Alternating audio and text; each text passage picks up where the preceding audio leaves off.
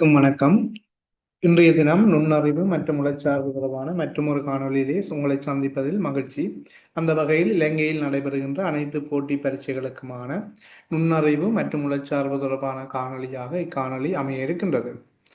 அந்த வகையில் எமது காணொளி உங்களுக்கு பயனுள்ளதாக அமையுமாயின் இளைஞர்களுக்கும் இதனை பகிர்ந்து எமது சேனலுக்கான ஆதரவினை வழங்குமாறு கேட்டுக்கொண்டு, இன்றைய தினம் நாங்கள் பார்வையிட இருப்பது கடந்த கால வினாக்கள்லாம் இந்த காணொலி ஊடாகவே உங்களுக்கு பகிரப்பட்டு வருகின்றன. அனைவருக்குமே அந்த பிடிஎஃப் இருக்குமென்னு நினைக்கிறேன். அப்படி பிடிஎஃப் இல்லாதாக்கள் அல்லது வினாத்தாள் கிடைக்காதாக்கள் நீங்கள் வாட்ஸ்அப் ஊடாக அல்லது எமது குழுவினூடாக வந்து வினாவும் போது உங்களுக்கு அதை பகிர்ந்து கொள்ள முடியும் என்பதையும் தெரிவித்துக் கொண்டு, இன்றைய தினம் இலங்கை மத்திய வங்கியை தெரிவு செய்வதற்கான போட்டி பரீட்சைக்கான நுண்ணறிவு வினாத்தாளிலிருந்து ஒரு சில வினாக்களை வந்து உங்களுடன் பகிர்ந்து கொள்ள இருக்கின்றேன். நாங்கள் தற்போது வினாக்களுக்குள்ளே போகலாம்.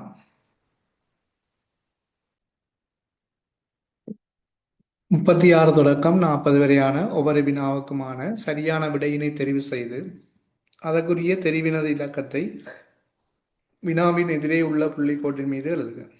36வது வினா, ஆண்களின் வரிசையிலே சித்திக் என்பவர் முன்னால் இருந்து ஏழாவதாக இருப்பதுடன் விசிறன் என்பவர் பின்பக்கத்திலிருந்து 12வதாக உள்ளார்.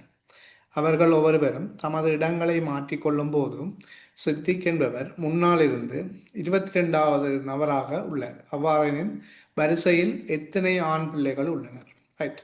இந்த வினாவை நாங்கள் எவ்வாறு அணுகுவதென்று பார்ப்போம். இதில் பார்த்தீங்கன்னு சொன்னால், இதில் சித்திக் என்பவர் வந்து ஆரம்பத்தில், அதாவது வரிசையின் முன்னுக்கு இருந்து அவர் வந்து இருப்பது வந்து வரிசையின் முன்பகுதியிலிருந்து 7வது இடத்துல இருக்கிறார்.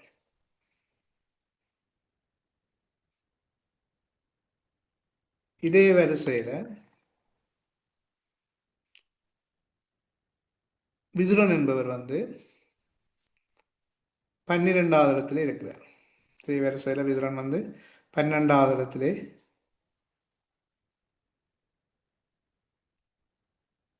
12வது இடத்திலே வந்து விதுரன் வந்து இருக்கிறார். ரைட். இப்ப இருந்தால் இவை ரெண்டு பேரும் தங்களுக்கு இடையிலான நிலையை வந்து மாற்றிக்கொள்ளினோம். தங்களுக்கு இடையிலான நிலையை வந்து மாற்றிக்கொள்ளினோம். அப்ப இதுல வந்து சித்திக்கு இருக்கிறார். இது வந்து சித்திக்கின்ற நிலை.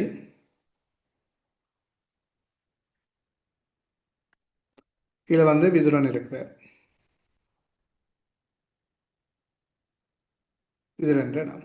இப்ப என்ன செய்கிறாருன்னு சொன்னா, விதுரன் வந்து இந்த 7வது இடத்துக்கும் சித்திக் வந்து இந்த பழைய 12வது இடத்துக்கும் போறார். அப்படி சித்திக் வந்து இந்த இடத்துக்கு வரும்போது சித்திக்கின்ற வரிசை நிலை வந்து பார்த்தீங்கன்னா 22. சித்திக் வந்து விதுரனுடைய 12வது இடத்துக்கு வரும்போது சித்திக்கின்ற வரிசை நிலை வந்து பார்த்தீங்கன்னா 22ல் நிற்கிறார். 22ல் நிற்கிறார். அப்போ இந்த விதுரன் வந்து 12வது இருந்த இடத்துக்கு தான் சித்திக்கு வரும்போது 22 இடம். அப்போ பாருங்க, இந்த 12ம் 22ம் வந்து 2 தடவைகள், அதாவது விதுரனும் இந்த இடத்துல நின்றவர், சித்திக்கும் வந்து இந்த இடத்துல நின்றவர். அப்போ ரெண்டு கணிப்பீட்டுக்குள்ள வருது. அந்த 22வது நபராக சித்திக்கு வரும்போதும் விதுரன் வந்து 12வது நபராக வரும்போதும் அப்போ இந்த 2 கணிப்பீடு வந்து இதுக்குள்ள வருது. அப்போ நாங்கள் என்ன செய்வோம்னா, இந்த 2 பேருடைய நிலையை வந்து கூட்டுவோம். கூட்டும்போது 34 கூட்டும்போது 34. அப்போ இதில் வந்து பார்த்தீங்கன்னா சித்திக்கு வந்து விதுரன் இடத்துக்கு தான் வந்தவர் வரும்போது அது 22ன்னு சொல்லப்படுது. விதுரன் ஏற்கனவே 12ன்னு சொன்னது. ஆகவே 2 தரம் வந்து அந்த நிலை 12ம் 22ம் வந்து அது 2 தடவை வந்து அது கணிப்போட்டு கொள்ள பெறுகிறது. ஆகவே நாங்கள் அதில் ஒரு ஆளை நீக்கினோம்னு சொன்னால் அதில் வரிசையில் உள்ள மொத்த ஆண் பிள்ளைகளின் எண்ணிக்கை 33. வரிசையில் இருக்கிற மொத்த ஆண் பிள்ளைகளின் எண்ணிக்கை 33.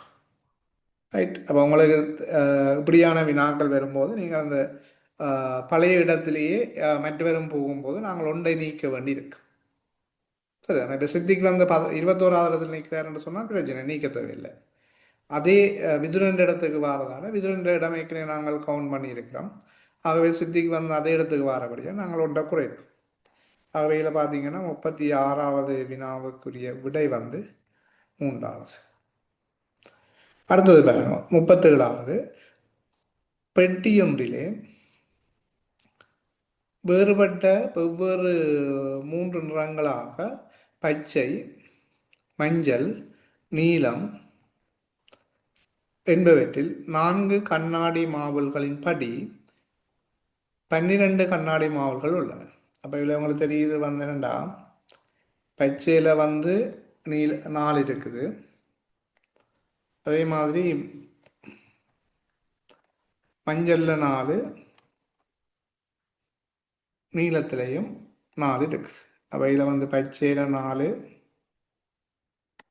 மஞ்சளில் 4,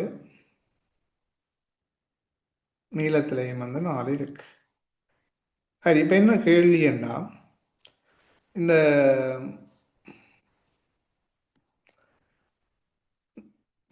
நீர் கண்களை மூடியபடி எழுமாறாக தடவைக்கு ஒரு மாவுளை எடுத்தால், ஒரு தடவை எடுக்கும்போது ஒரு மாவுளை எடுத்தால், ஒரே நிறத்திலான மாவுள்கள் 2 பெறுவதற்காக குறைந்தபட்சம் இத்தனை மாவுளை எடுக்கும். அப்போ முதல் நாங்கள் கண்ணை மூடிக்கொண்டு ஒரு மாவுளை எடுக்கிறோம். ஆகவே பச்சை வருது, வரதுக்கான வாய்ப்பு இருக்கு. பச்சை, மஞ்சள், நீலம் இதை கொண்டு வரும்.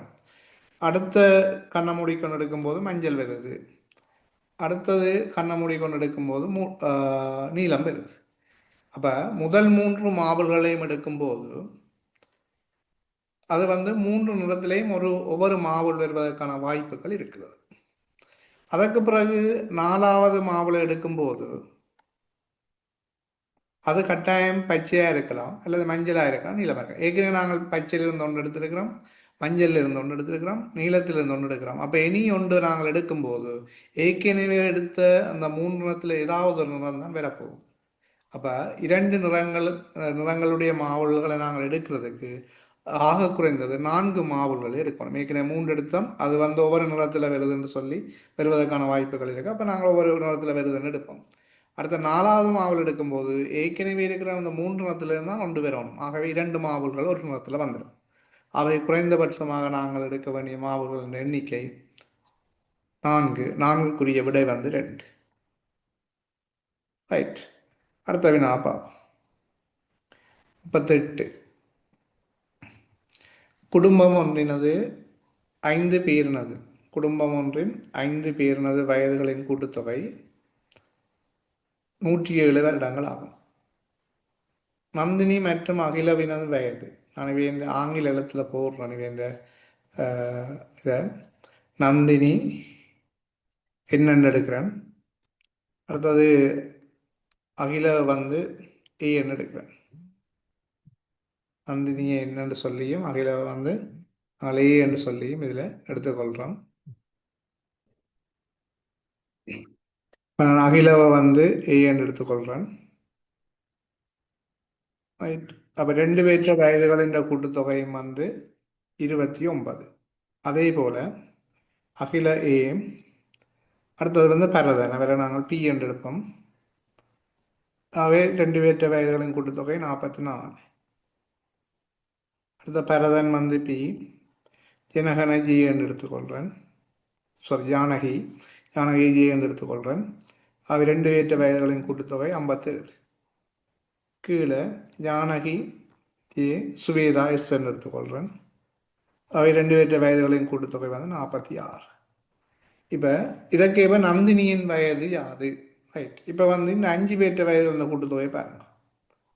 அதாவது என் A Akhila, Bharathan B, Janaki J, Swetha S. இந்த 5 பேற்ற வயதுகளின் கூட்டுத்தொகை வந்து 107. இப்போ எங்களுக்கு கேட்டது யாருன்னு சொன்னால் இந்த நந்தினியை தான் கேட்டது. அப்போ மெட்டாகன்ற வயதை நாங்கள் பிரதிடுறதுக்கு இங்கே இருக்காண்டு பாருங்க. அகிலவும் பரதனும் இருக்கு. அப்போ அவருக்கு பதிலாக நாங்கள் இந்த 2 பேருக்கும் பதிலாக 44 போடலாம். அடுத்து பார்த்தீங்கன்னா ஜானகிக்கும் சுவேதாவுக்கும் பதிலாக 46 போடலாம். அப்போ நாங்கள் இதை இப்படி எழுதலாம். இவற்றை தெரியாது. நந்தினியின் எண் ஏயும் பியும் சேர்ந்தால் 44. அடுத்த பார்த்தீங்கன்னா ஜேயும் எஸ்ஸும் சேர்ந்தால் 46. இவ்வளோத்தின் கூட்டுத்தொகையும் வந்து 107. ஆகவே நந்தினியின் வயது சமன் 107 சய 80 90. ஆகவே என் சமன் 17. நந்தினி வயசு 17. 17 குறிக்கிற விட வந்து 2. வயல பொருத்தமான விடை வந்து 2வது. அடுத்தது பாருங்க 39. 5 மனிதர்கள் வீடொன்றினை 14 நாட்களில் கட்டி முடிப்பார்.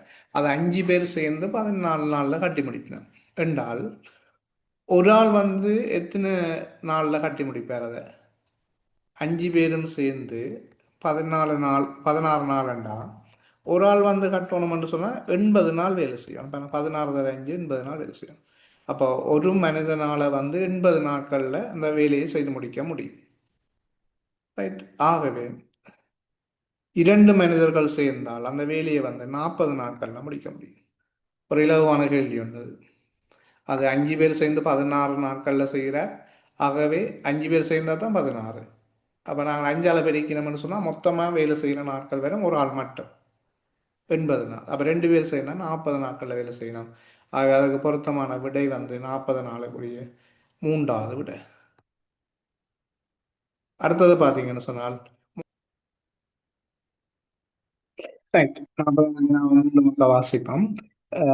மோட்டார் வாகனம் ஒன்று அதன் பயணத்தின் முதல் அரைவாசி தூரத்தை சராசரியாக மணித்தியாலத்துக்கு 40 கிலோமீட்டர் வேகத்திலும் இரண்டாவது அரைவாசி தூரத்தை சராசரியாக மணித்தியாலத்துக்கு 60 கிலோமீட்டர் வேகத்திலும் பயணிக்கின்றது. அதற்கு அதற்கேற்ப மொத்த பயணத்தின் சராசரி வேகம் மணித்தியாலத்துக்கு எத்தனை கிலோமீட்டர்? இதுதான் எங்கள்கிட்ட கேட்டுக்கிற கேள்வி. இதுக்கு ஒரு சமன்பாடு இருக்குது. பொதுவாக வந்து சராசரி நேரங்கான் சராசரி வேகங்கான்றதுக்கு வந்து ஒரு சமன்பாடை பயன்படுத்துகிறவன்.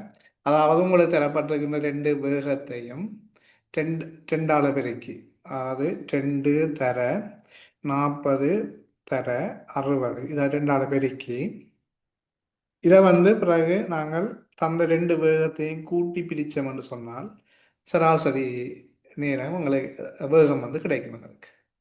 அப்போ இதை நீங்கள் பிரிச்சிங்கன்னு சொன்னால் ஒரு விடை ஒன்று வரும். இப்போ பெருக்கினீங்கன்னா வேணால் 6 24